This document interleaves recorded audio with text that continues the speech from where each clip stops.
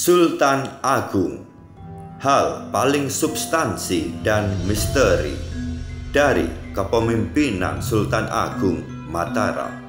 Spekulasi liar, geopolitik dan strategi Sultan Agung dalam proyeksi mendirikan Kerajaan Mataram Nusantara.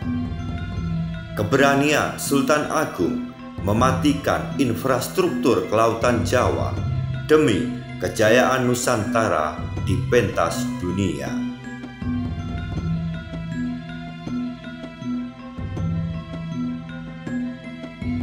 Pasca keruntuhan Kerajaan Pajang, kekuasaan monarki Jawa berpindah ke Kota Gede. Lahirlah Emporium baru Jawa, yaitu Kerajaan Mataram.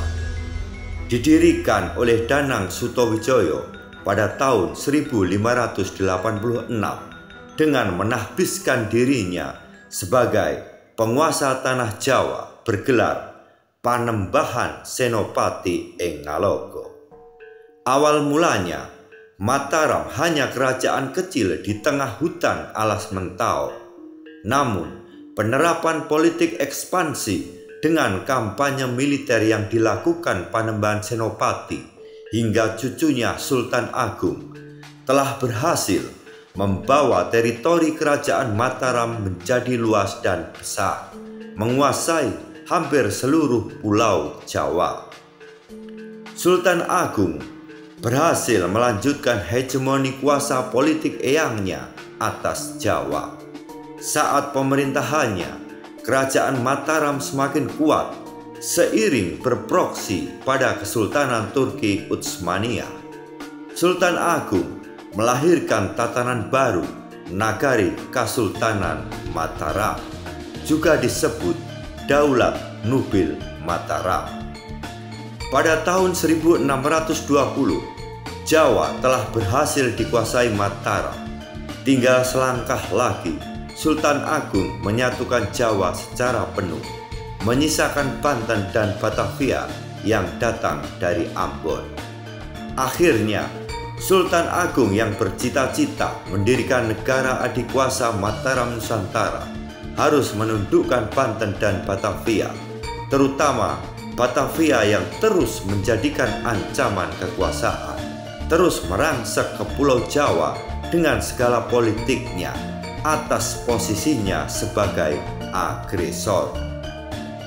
Sultan Agung berkeputusan untuk tidak tunduk terhadap VOC, namun justru sebaliknya. Akhirnya, tahun 1628, Mataram menyerbu Batavia, namun sayangnya gagal. Tak patah semangat, demi cita-cita yang tinggi, selang setahun kemudian, pada tahun 1629, Mataram untuk kedua kalinya menyerang Batavia.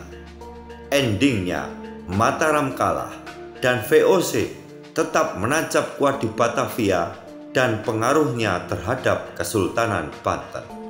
Bahkan tahun 1680,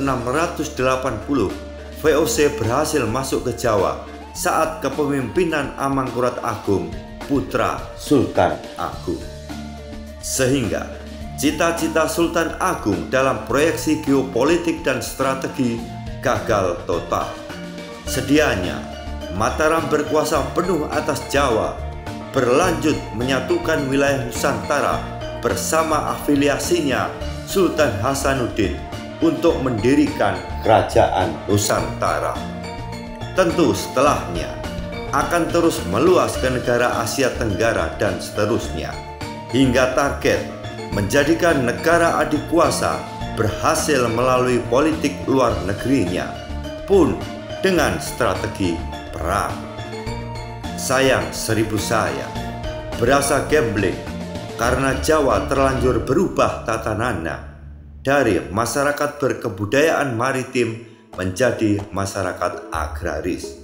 Pasalnya, dalam rangka tujuan itu, Sultan Agung dengan strategi mengurung Jawa, mengisolasi diri dari dunia luar, bahkan dengan mematikan infrastruktur kelautan di pesisir utara Jawa, semata agar Jawa steril tidak terpengaruh oleh keberadaan VOC.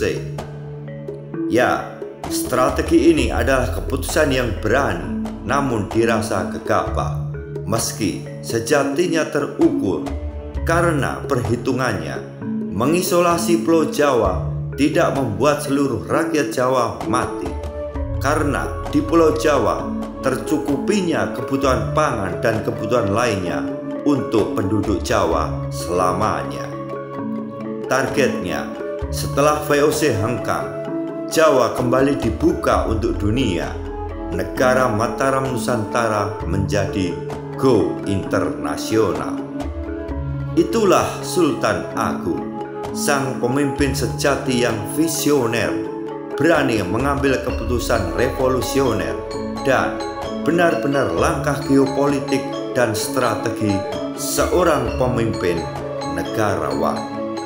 Sultan Agung bukanlah tipe pemimpin yang tunduk pada kekuatan oligarki. Akankah jalan menuju Pilpres 2024 dan outputnya benar-benar melahirkan pemimpin yang benar-benar berdaulat? Karena kedaulatan itu sesungguhnya keadilan milik rakyat atas anugerah Tuhan akan kenyataan bumi emas tanah airku.